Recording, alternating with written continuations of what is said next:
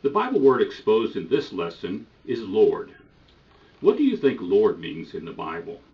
God, a master of slaves, a ruler, or a teacher?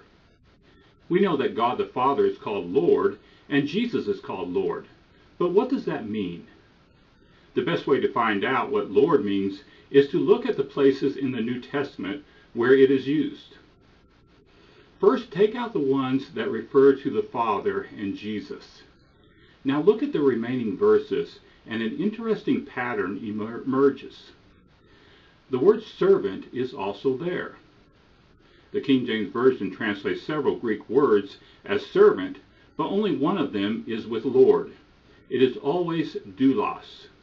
Doulos means slave, Lord and slave. Today we do not say that a slave has a lord over him. What do we say? We say master. A slave has a master over him. A lord is a master of slaves. Some may disagree with this, but most Bible versions, including the King James Version, do not, even though they hide it from their readers. Remember those verses in Ephesians and Colossians about how a master and a servant should act?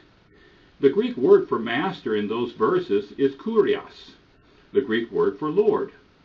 In Greek, Lord is the same as master. It is the same Greek word. The King James Version translates kurios as Lord 734 times, as master 13 times, and as owner once.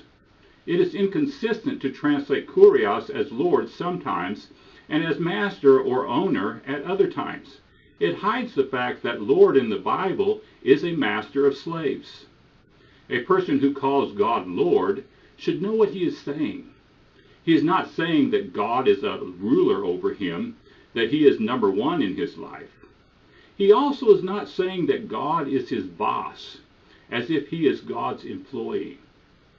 A person who calls God Lord is saying that he has sold his soul to God and allowed himself to be God's property, his slave, 100% of the time, 24/7, to do whatever he wants.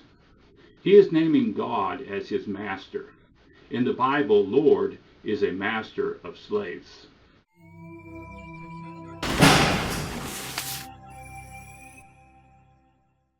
For the only Bible version that uses the correct words, get the Breakthrough version or the Breakthrough KJV.